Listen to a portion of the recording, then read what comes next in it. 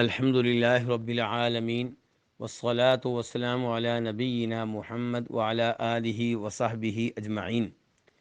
ایک بہن اپنے سوال میں کہتی ہیں کہ میرے شوہر نے مجھے پہلی طلاق 26 جولائی کو دی اور اگلے دن ہی مجھ سے رجوع کر لیا۔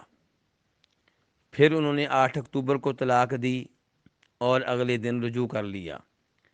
پھر انہوں نے 11 اکتوبر اور 12 اکتوبر کی درمیانی رات طلاق دی۔ اس انداز سے، اس ترتیب سے 3 طلاقیں دی گئیں، تو کیا اب رجوع کی کوئی گنجائش باقی ہے؟ کیا کوئی ایسا راستہ باقی ہے کہ ہم بطور میاں بیوی آپس میں ایک ساتھ زندگی گزار سکیں؟ ہمیں ٹینشن اپنے بچوں کی ہے۔ ہمارے 4 بچے ہیں، بڑا بیٹا 14 سال کا ہے، تو ان بچوں کی ٹینشن ہے کہ اگر ہم الگ ہوئے تو ان کی تربیت کرنے میں اور ان کے معاملات کو سنبھالنے میں مشکل پیش آئے گی۔ تو گزارش یہ ہے کہ اللہ رب العزت نے 3 طلاقوں کا سسٹم رکھا ہے، اور ہمیں تعلیمات یہ دی گئی ہیں کہ ایک بار ایک طلاق دیں اور دوسری طلاق پھر دیں جب دوبارہ دوسری طلاق دینے کی ضرورت پیش آئے۔ سوال کرنے والی بہن کے شوہر نے 3 طلاقیں باری باری دی ہیں اور پہلی 2 طلاقوں کے بعد رجوع بھی کیا ہے۔ یہ طلاق کا وہ طریقہ ہے جس طریقے میں 3 طلاقوں کے واقعہ ہونے کے بارے میں کوئی شک و شبہ نہیں ہے۔ 3 طلاقیں واقعہ ہو چکی ہیں۔ جہاں تک تعلق ہے اس پریشانی کا کہ بچوں کا کیا بنے گا، تو یہ سب کچھ سوچنا چاہیے تھا پہلی طلاق کے بعد، اور اس پریشانی کے بارے میں سوچنا چاہیے تھا دوسری طلاق کے بعد۔ لیکن جب 3 طلاقیں دے دی گئیں، اب اس پریشانی کی وجہ سے یہ سوچنا کہ شاید میاں بیوی اب بھی آپس میں ایک ساتھ رہ سکتے ہوں، تو یہ درست نہیں ہے۔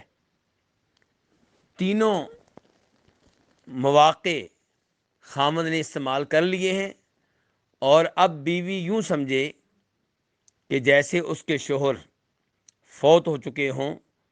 اللہ تعالیٰ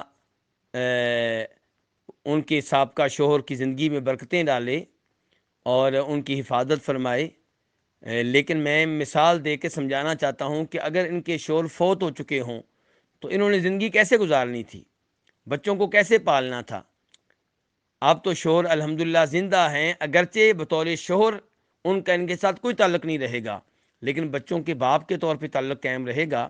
وہ خرچہ دیتے رہیں گے، وہ مشورہ بھی دیتے رہیں گے کہ بچوں کی تربیت کیسے کرنی ہے۔ تو یہ صورتحال تو بہت بہتر ہے۔ تو اس لیے اب اس موضوع پہ سوچنا چھوڑ دیا جائے کہ ہم کیسے ایک ساتھ دوبارہ رہ سکتے ہیں۔ ایک ہلکا سا راستہ باقی ہے، اور وہ بھی اللہ کے ہاتھ میں ہے، وہ آپ لوگوں کے ہاتھ میں بالکل بھی نہیں ہے۔